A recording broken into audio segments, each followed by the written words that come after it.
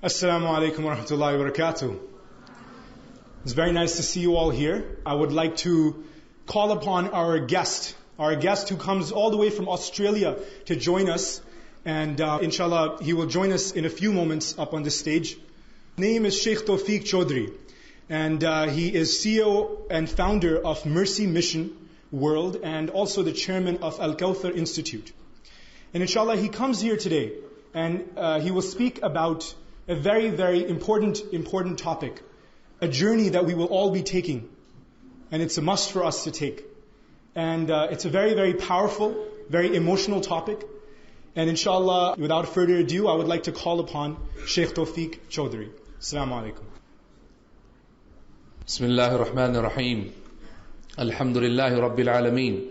Wa sallallahu wa sallam wa baraka ala nabiyyina Muhammadin wa ala alihi wa sahbihi ajma'in. Assalamu alaikum wa rahmatullahi wa barakatuh. My brothers and my sisters in Islam, I am a medical doctor. I work in the emergency department. And I'll tell you what, I deal with death every single day. I deal with the fact that people are dying. I try and I battle with the best of the skills that Allah subhanahu wa ta'ala has taught me against the qadr of Allah subhanahu wa ta'ala to try and save a human being. And believe me, a lot of the times I'm not successful, and at other times Allah subhanahu wa ta'ala's help comes through, and alhamdulillah, with some mercy and some forgiveness from Allah subhanahu wa ta'ala for this person, we end up saving a person's life. But there's one thing I can guarantee you. I have never ever in my life as a medical doctor seen something called a good death. I've never seen someone who has simply very peacefully passed away. I've never seen that. I've seen people struggle. I've seen people fight. I've seen people wanting to live longer. I've never seen anyone that says, okay, you know what, I'm ready. Just give it to me. Take my soul away now. I'm ready for it. I've never ever seen a person that is actually ever ready for death. And I began to think, why is it that people are never ready for death? Ask yourself right now, if this next salah that you're about to pray will be your last salah. And you know, just like a person on the death row, for example, who knows that he's about to be slaughtered or he's about to be hanged. Imagine if you knew that your next salah, your Isha prayer was your last prayer, and then thereafter you would die soon after. Why is it that there is no one amongst us who is ready for death? Well, one of the scholars of Islam, Ibrahim al-Harbi rahimahullah, was asked this question, saying, Ya Ibrahim, why is it that no one is ever ready for death? Do you know what he said?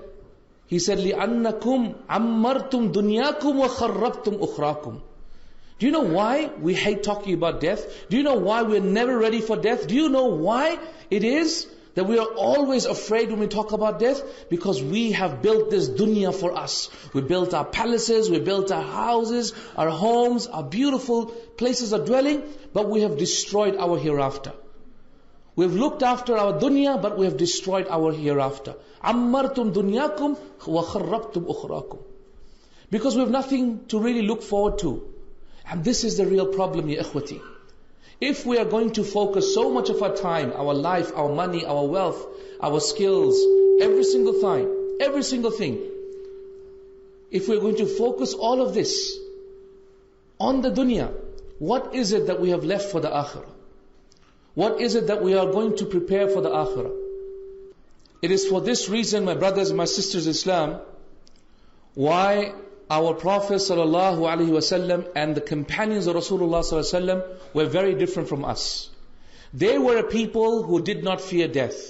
We are a people who fear death. And the difference between the two is that they worked only for the akhirah, whereas we seem to work only for the dunya. Al-Hasan al-Basri, may Allah subhanahu wa ta'ala have mercy upon him, he said, O ayyuha shabab, O young men and young women, work for the akhirah. For indeed I have found in my life that anyone who works for the akhirah, also Allah gives him the dunya. But I have never ever found in my life that anyone who works for the dunya gets any piece of the akhirah. My brothers and sisters in Islam, the death is going to come to us. It is written for us. There is no escape from it. And by Allah, it is the most certain thing that will happen to us. Death. There is not a single person that will escape it. Allah subhanahu wa ta'ala says, أَفَإِن مِتَّ فَهُمُ الْخَالِدُونَ. Ya Rasulullah sallallahu alaihi wasallam, if you were to die, do they think that they will live forever? Kullu nafsin dha'iqatul maut. There is not a single soul except that it will taste death. And Allah subhanahu wa ta'ala promises us again, and He tells us, Aynama takunu, wherever you are, yudrikkumul maut. Death will reach you. Walau kuntum fi burujin mushayyada. Even if you were in a huge, beautiful, fortified castle, death will reach you. So my brothers and sisters in Islam, there is simply no escape from it. There is not a single person except that we will face death. If our Prophet ﷺ died, the one who had every right to live forever, then indeed we will all pass away one day. And the question is, are we truly preparing for it? Don't ask about the last hour. Don't ask about death. Rather ask, what have you prepared for it? My brothers and my sisters in Islam, Rasulullah ﷺ told us in authentic hadith in Sunan al-Tirmidhi. He said, Inna lil mawti la sakarat wa inna lil mawti la ghamarat. What does it mean? It means verily death has its trials. Verily death has its torture and pains. There is no single person who simply has an easy death, unless you're going in a car and you're going at 100 an hour and suddenly you get crushed and smashed and that's it, you're dead. In 1 minute you're finished. But even that, only Allah knows how much difficulty a person goes through, how much pain and suffering a person goes through. The Prophet ﷺ, when he was passing away, he used to dip his hands into the water, in the bucket, and he used to wipe his hands. And he used to dip his hands and then wipe his face. And dip his hands and wipe his face. And he used to say, La ilaha illallah. There is no God but Allah. Inna lil mawti la ghamarat wa inna lil mawti la sakarat. Verily death has its pains and trials. Verily death has its torture. My brothers and my sisters in Islam, truly death is very difficult. And very testing and very troublesome. It is reported once in the authentic hadith of Rasulullah sallallahu alaihi wasallam, and it's a Hasan hadith, that at the time of death, Allah subhanahu wa ta'ala tests us at the exact moment as our soul is about to leave us. In the narration we understand that the shaitan will sit on our forehead at the moment of our death and ask us to disbelieve in Allah subhanahu wa ta'ala. Can you imagine when you have a tremendous pain in your chest, when your breath is leaving you, when your head is whirling and you cannot even think? At that moment, when shaitan sits on your forehead and says, Ukfur billah, disbelieve in Allah, how will you have the strength and the energy to reply back? You will not have the strength and energy to reply back and be firm upon your deen and have no doubts about Allah Azza wa Jal, unless you lived a life full of Islam and Iman, unless you lived a life full of taqwa and dhikr of Allah subhanahu wa ta'ala. Have you ever noticed sometimes when something suddenly happens to you, and then suddenly a word of swear or a bad word comes out, and you suddenly hold your mouth and say, SubhanAllah, what happened? How could I swear? Do you know what the problem is? The problem is we have not conditioned our internal being, our internal selves, into making dhikr of Allah whenever we have less control over our body. And SubhanAllah, this is the real problem. If we do not condition ourselves in this dunya with the remembrance of Allah, of La ilaha illallah, of dhikr of Allah Azza wa Jal, at the moment of death, when the most serious trial begins, we will unfortunately fail that test. It was reported when the death of Imam Ahmed rahimahullah came, his son Abdullah bin Imam Ahmed entered upon his father, Imam Ahmed rahimahullah, and found his father in the throngs of death at the last point of him passing away. At that point, Imam Ahmed's son Abdullah said to his father, saying, Oh my father, say La ilaha illallah. This is the dream of every Muslim, isn't it? That we will say La ilaha illallah at the point of our death, and then we will die. So at that point, Abdullah bin Imam Ahmed, he said what? Oh my father, say La ilaha illallah. What actually happened at that point? Imam Ahmed nodded his head like this. So Abdullah became really worried. So my father, did you hear me? Say La ilaha illallah. Imam Ahmed went like this. So again Abdullah said, Oh my father, shook Imam Ahmed like this and said, say La ilaha illallah.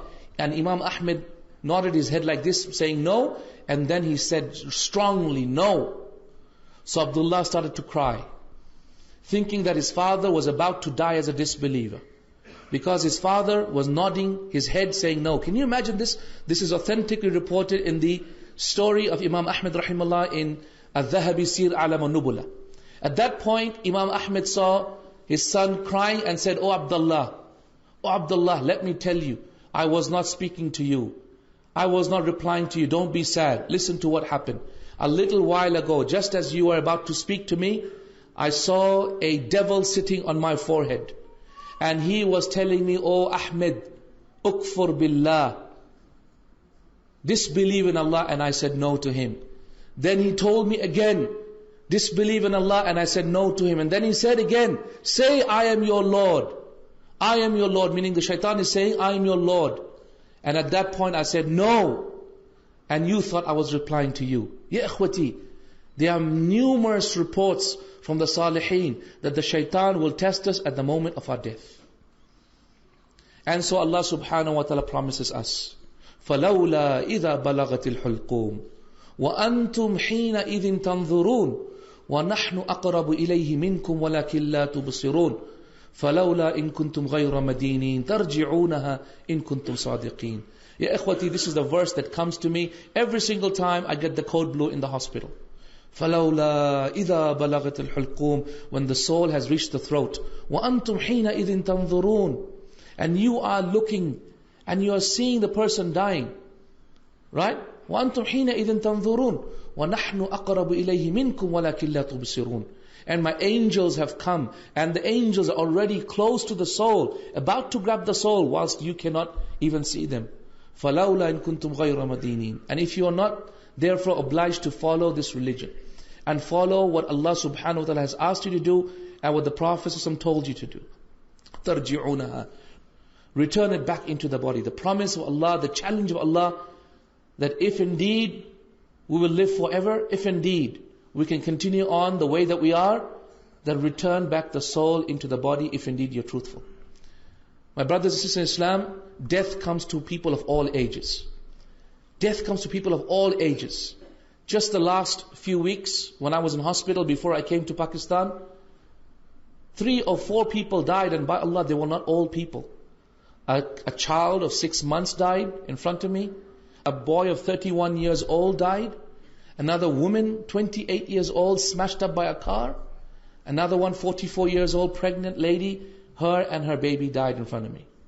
Ya ikhwati, death comes to everyone, at any time, at any situation. Do not ever think by Allah it will not come to you. It will come to you. So Allah subhanahu wa ta'ala promises us that we will die. And the Prophet ﷺ told us about the grave. He said, one day he came out and he went past a grave and he saw the adhab of the qabr, and he started to cry and cry. And he came out to the Sahaba whilst his eyes were red. And the Prophet ﷺ said, Ya ayyuha shabab, O people, O young men, women, O Sahaba, limithli dhalika fasta'iddu. For the example of this, prepare yourselves. For the example of the grave, prepare yourselves. He said in authentic hadith, Wallahi, if you could hear what I hear, you would not find pleasure in sleeping with your wives. Wallahi, if you knew what I knew, you would never bury your dead. Another authentic hadith. Ya salam. The punishment of the grave is a terrible punishment. It is authentically reported from the sunnah of the Prophet ﷺ that people will be punished in their graves. Authentic hadith of Rasulullah ﷺ about a person who learns the Quran and then forgets the Quran is that person will be put down on the ground and a big boulder will be used to smash his head. Authentically reported, a person who takes riba and eats riba and gives riba will be swimming in a pool of blood. And every single time he tries to get out of that pool of blood, an angel will be taking a stone and throwing it at him until the stone will hit him in the face and he will go and drown into the pool of blood. And that will continue till the day of judgment. Authentically reported that the person who spreads namima, especially our brothers and sisters who love to sit together and talk about others, that they will be made to lay down on the ground and an angel will be used to tear open the sides of his mouth from one side to the other side, and this will continue till the day of judgment. Authentically reported also that the people who used to commit zina in this dunya will be burnt in their graves as if it's a furnace, The people will be naked and they will be burnt in their furnace, in their graves, as if it was a oven. And this is the punishment of the people who committed zina in this dunya. And there's no one amongst us, as the Prophet said, there's no one amongst my ummah except that a nisbah of zina has been written for him or her. No one amongst us here except that we will commit an amount of zina with our hands or our eyes or our tongues or our legs or with our hearts or with our private parts. Ya salam. May Allah subhanahu wa ta'ala preserve us from that. May Allah subhanahu wa ta'ala preserve us and save us from this. Ya ikhwati, as Rasulullah sallallahu alaihi wasallam said, he said the qabr is the awwalu manabil akhirah. Qabr is the entry point into the akhirah. Imagine the first day you are going to get married. How amazing is that day? Beautiful bed, full of rose petals, such excitement on that day. Compare the night of your marriage to the night that you will enter the grave. The first night of entry into the grave is a terrible day. It's a day that you are not expecting. It's a day that you are hoping for the best, but perhaps the worst might overtake you. The first night in the grave is not a bed of petals. It is a cold earth. It is a wet, cold earth. Completely dark, completely black. And as you die, and as your soul is lifted up towards Allah subhanahu wa ta'ala, wrapped up in a garment of good, or wrapped up in a bad smelling garment, and you go up to the heavens, at that point your hukum will be passed upon you. Whether you are going to go to Jannah, or you're going to go to Jahannam. Your names will be written in the books of the good people or in the books of the bad people. And as your body is buried, and as the people start to leave, your soul comes down into your body. And at that point, as Rasulullah ﷺ told us, two angels will come to us. It is not authentically reported whether the names are Munkar and Nakir or not. It is not authentic to call them Munkar and Nakir. But we know that there will be two angels. And what we know authentically is that they will be black in appearance. That their voices will be like thunder. Their eyes will be red, and when they blink, it is like lightning that will strike inside your graves. And the fitna of the questioning of the angels will be extremely severe. In the authentic hadith in Bukhari, it is reported that Rasulullah sallallahu alaihi wasallam said, "Uhiya ilayya annakum satuftanuna fi quburikum qaribun aw mithla qaribin min fitnat al-Masih ad-Dajjal." He said, what? It has been authentically reported to me that you will all be tested in your graves, similar to or almost the test of the Dajjal. Imagine the test of the Dajjal. It's the test that all our prophets have told us to be wary of, to be very careful of. To be wary of the Dajjal, because it is a severe test. The Dajjal will come to us, and the test of the Dajjal is so great that there is not a single prophet except that prophet has warned us against the Dajjal. Imagine that no one amongst us, whether we meet the Dajjal whilst we're alive or not, except that the fitna, the similar fitna of the test of the Dajjal will be met to us on the day that we die. Ya khwati, it's a very difficult situation. The grave is not something that we're all looking forward to.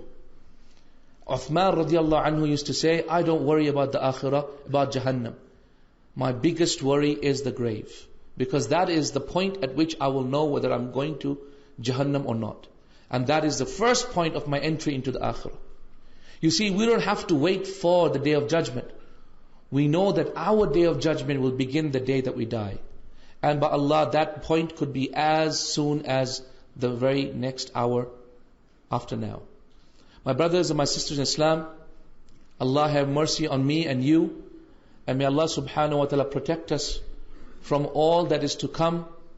I'm giving you a grim picture because by Allah, that is precisely the test that we are all about to face. Death is not pleasant, and the test that we are going to come about is not pleasant, and we must prepare for a very, very difficult test.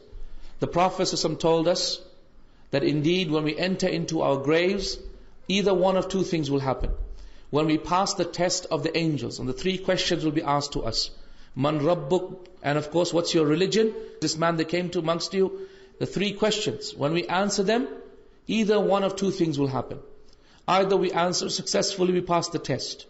Or we don't pass the test, and so a punishment is meted to us straight away. We are hit by a stick through which we will scream and everything of creation will hear our scream except for human beings and jinn.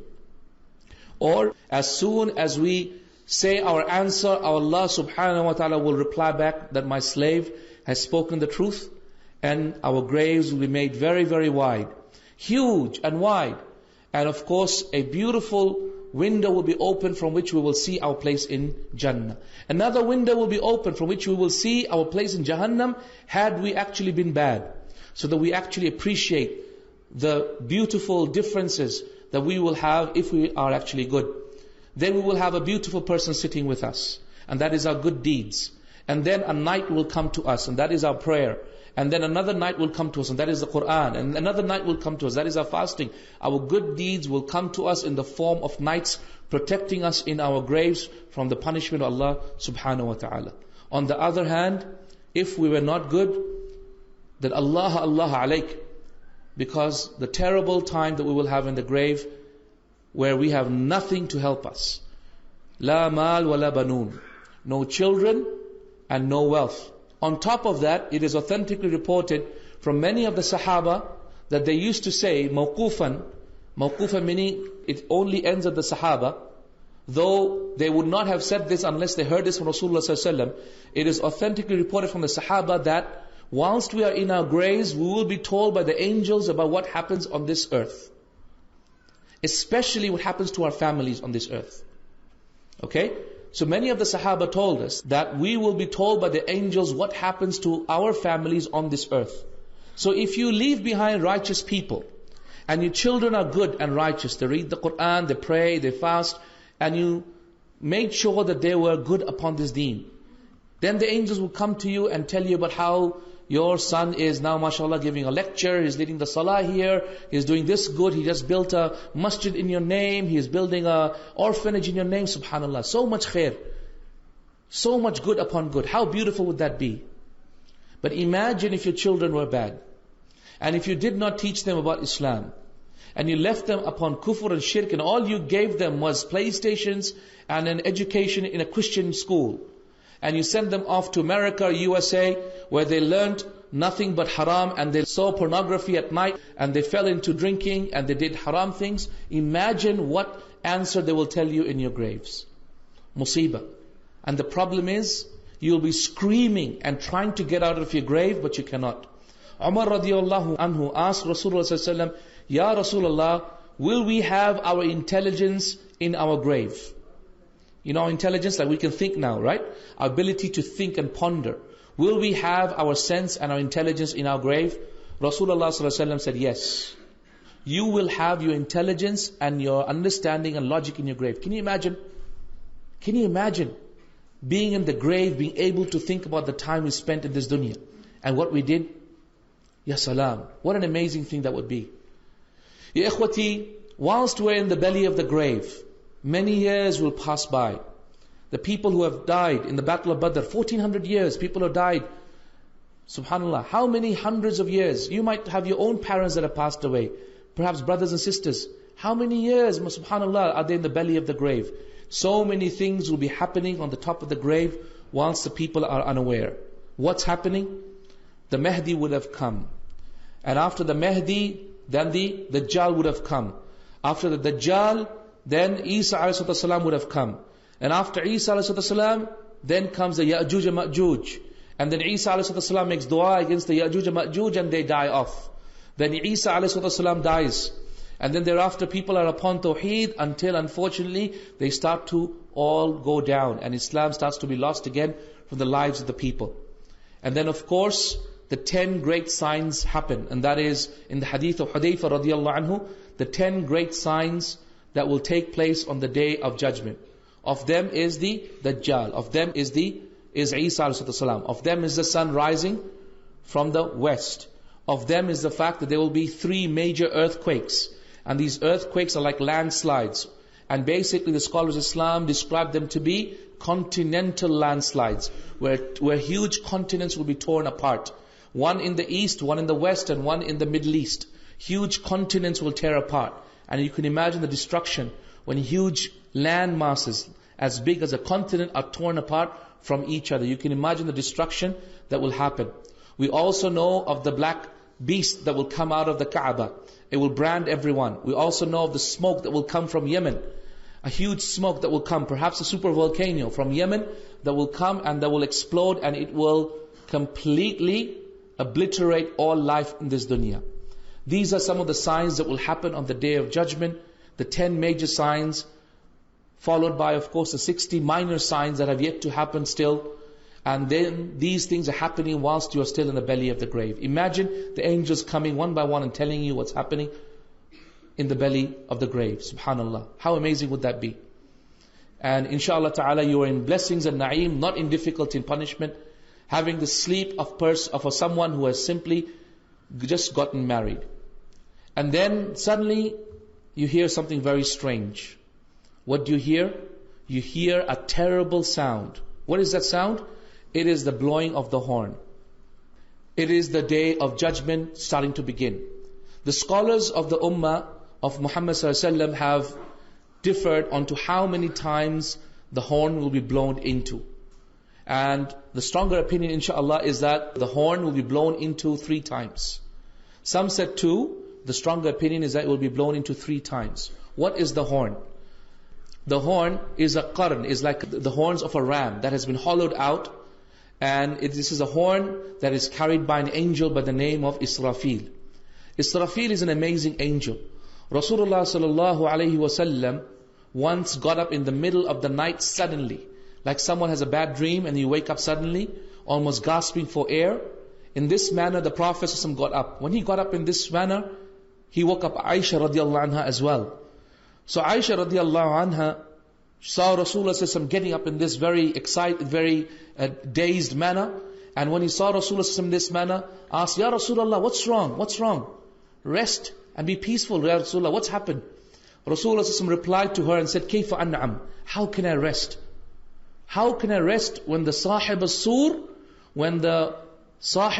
meaning the owner of the horn, which is the Israfil, the angel, has put the horn to his mouth, and he has taken a deep breath, and he has puffed out his cheeks, and he is looking at the throne about to blow into the horn. So Israfil has already gotten ready. He has taken a deep breath. He's puffed out his cheeks. He's put the horn to his mouth and he's just waiting for the order to be given for the Day of Judgment to begin. Ya salam. Kayfa an'am? How can I rest? My brothers and sisters in Islam, the Prophet told us that right after the death of Rasulullah, the Day of Judgment would come like this. Bu'ithtu ana wa sa'ati hakadha, he said in authentic hadith in Bukhari. He said, I and the last hour has been sent like this. Meaning right after Rasulullah will come the last hour. So we know that the Prophet passed away. All that is left is for the last hour to come. From the authentic descriptions of Israfil is that Rasulullah told us that Israfil is an angel that doesn't blink. The only angel, the only creation that has eyes but does not blink is Israfil. And the reason why he does not blink, as in the hadith of Rasulullah Musnad Imam Ahmed, is that he is afraid that if he blinks, the order would come at that point, and he would delay the blowing of the horn. This is Israfil, ya salam. The Sahib al-Sur, the owner of the horn, the one who is about to blow and signal the Day of Judgment. So my brothers and sisters in Islam, when the order comes, the first blowing will happen. وَنُفِخَ فِي الصُّورِ فَصَعِقَ مَنْ فِي السَّمَاوَاتِ وَالْأَرْضِ إِلَّا مَنْ شَاءَ اللَّهِ. So the first blowing will happen. What happens with that? The faza'. The first is called nafkhatul faza'. What does that mean? The first blowing is, remember what happens when, if you were to hear a very bad sound, suddenly you'd go like this. Have you ever noticed cattle, for example? They hear a very amazing doom sound, and they suddenly, their ears perk up and they let's listen. That's called the nafkhatul faza'. First blowing is called nafkhatul faza'. What does that mean? The blowing of terror. So the first blowing will terrorize all of creation. The first blowing will be so severe that the sound will terrorize all of creation. Every single being will be extremely terrorized by the first blowing. And it will stun you. It's like a stunning sound. It stuns you completely, and you're completely stunned. The second blowing will happen, And only Allah knows how long between the first and the second blowing. And the second blowing will happen, which will cause destruction of this dunya.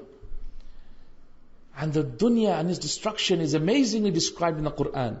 You only have to look at the surahs in Juz Amma that describe how Allah subhanahu wa ta'ala will cause the day of judgment to happen and the destruction of the dunya to happen. Right? وَإِذَا دُكَّتِ الْأَرْضُ دَكًّا دَكًّا. And when the earth is smashed with a complete smashing. Right? يَسْأَلُونَكَ عَنِ الْجِبَالِ. They ask you about the jibal. قُلْ يَنْصِفُهَا رَبِّي نَصْفًا.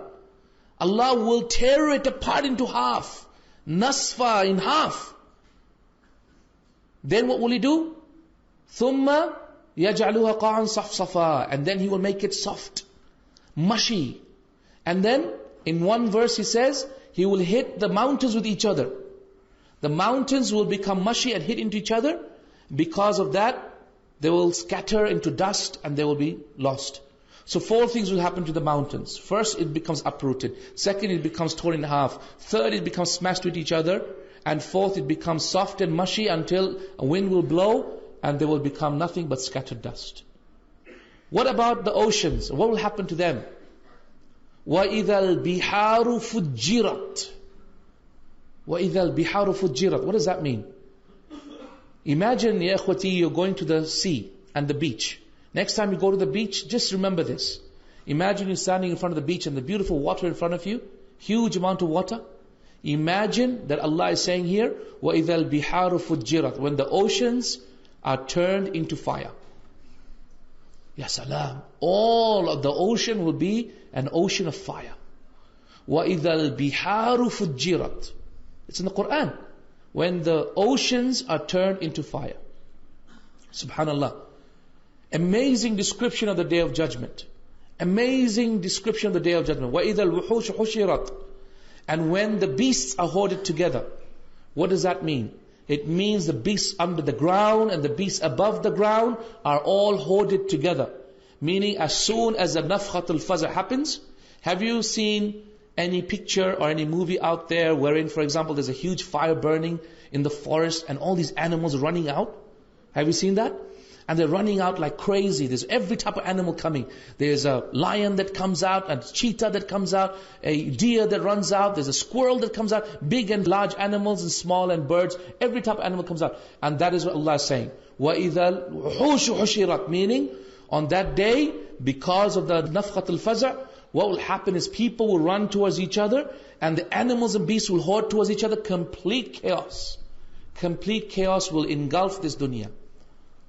إِذَا زُلْزِلَتِ الْأَرْضُ زِلْزَالَهَا وَأَخْرَجَتِ الْأَرْضُ أَثْقَالَهَا وَقَالَ الْإِنسَانُ مَا لَهَا يَوْمَئِذٍ تُحَدِّثُ أَخْبَارَهَا. When the earth shakes with the terrible shaking. Right? When the earth shakes, وَإِذَا زُلْزِلَتِ الْأَرْضُ زِلْزَالَهَا وَأَخْرَجَتِ الْأَرْضُ أَثْقَالَهَا. Meaning, because of the shaking, every single thing in the belly of the earth will come out. So what comes out? What's in the belly of the earth at the moment? Squirrels, scorpions, snakes. Ya salam. Imagine now in front of you all creatures that are in the belly of the earth. They say that what's in the belly of the earth is almost equal to what's on top of the earth. In the number of biological creatures that actually live inside the earth. Ya salam. Can you imagine how many will come out? وَأَخْرَجَتِ الْأَرْضُ أَثْقَالَهَا وَقَالَ الْإِنسَانُ مَا لَهَا. And insan will see what's happening around him, what's going on. That is the Day of Judgment. That is the promised Day of Judgment. And that is why Allah subhanahu wa ta'ala says in the Quran, in Surah Hajj, what does He say? Ya ayyuhan nas, ittaqu rabbakum. O mankind, fear your Lord. Inna zalzalat as-sa'ati shay'un azim. Verily, the trembling and shaking of the Day of Judgment is a huge thing. يَوْمَ تَرَوْنَهَا. The day when you see it, تَذْهَلُ كُلُّ مُرْضِعَةٍ أَمَّا أَرْضَعَتْ. Every breastfeeding woman will throw her breastfeeding child and run away. وَتَضَعُ كُلُّ ذَاتِ حَمْلٍ حَمْلَهَا. And in the fear, every woman that is pregnant will start having a labor. And because of that, she will drop her load. Immediately she'll have a baby. Immediately she'll drop her load. وَتَضَعُ كُلُّ ذَاتِ حَمْلٍ حَمْلَهَا. Can you imagine the fear of that day? that a pregnant woman will have a miscarriage, and everyone that is capable of having a child will have a child on that moment of the first blowing. وَتَضَعُ كُلُّ ذَاتِ حَمْلٍ حَمْلَهَا وَتَرَى النَّاسَ سُكَارَى. And if you are alive and looking at it on that day, you will see the people driven mad. وَمَا هُمْ بِسِكَارَى. But they're not mad. وَلَكِنَّ عَذَابَ اللَّهِ شَدِيدٌ. Rather, it is the punishment of Allah that has driven them mad. My brothers, my sisters in Islam, the Day of Judgment will not come except upon the worst of people. The Day of Judgment will not come upon a believer. No one who is a believer will live on the Day of Judgment. It will come upon the worst of people. The worst of people that Allah subhanahu wa ta'ala has created. As worse as Fir'aun, as worse as Iblis. The worst of people. And these are the people upon whom the Day of Judgment will come. And what is also amazing is that all of this destruction will happen after the first blowing, as quick as I can drink half a glass of water. The Prophet said, the Day of Judgment will come faster than a person can drink half a glass of water. It is that quick, it is that fast, it is that swift, subhanallah. And that is exactly what will happen with someone who will live on the Day of Judgment to witness this. Well, alhamdulillah, we will not be there perhaps to witness it. Allah knows best. But inshallah we will not be there to witness it. And inshallah ta'ala, Allah subhanahu wa ta'ala saves you and me and our families from this. And no doubt, my brothers and sisters in Islam, this would be a terrible thing. But whilst in the belly of the grave, imagine hearing the first sound. And the angels telling you this is the first blowing. Then the second blowing happens. What is the second blowing? And that is the total destruction, where all of creation is folded up. Everything dies, including Jibreel will die, Mikael die, every single angel will die, including the Sahib al-Sur, the blowing of the horn. Israfil will die. The last being to die will be the angel of death. And even he will die. Every single being will die. Kullu man alayha fan. Everything in this dunya will cease to exist. وَيَبْقَى وَجْهُ رَبِّكَ ذُو الْجَلَالِ وَالْإِكْرَامِ. Nothing will remain except Allah subhanahu wa ta'ala's beautiful face and the self of Allah subhanahu wa ta'ala. Right? At that point, imagine when it's all blown up. Imagine when every single thing is folded up in the hands of Allah subhanahu wa ta'ala. At that point, Allah subhanahu wa ta'ala will shout and He will say, where are the kings today? I am the King of Kings. Where are the people of pride today? I am the King of the dunya. And the Sahaba told us in authentic narration from Rasulullah sallallahu alaihi wasallam that the amount of time between the second blowing and the third blowing is 40. We don't know if it's 40 days, 40 hours, 40 weeks, 40 months, 40 years, or 40,000 years. Only Allah subhanahu wa ta'ala knows. So as long as Allah wills, will be the duration between the second blowing and the third blowing. And then Allah will recreate Israfil. And He will recreate the horn, and then He will tell Israfil to blow, and Israfil will blow, which will signal the start of the Day of Judgment.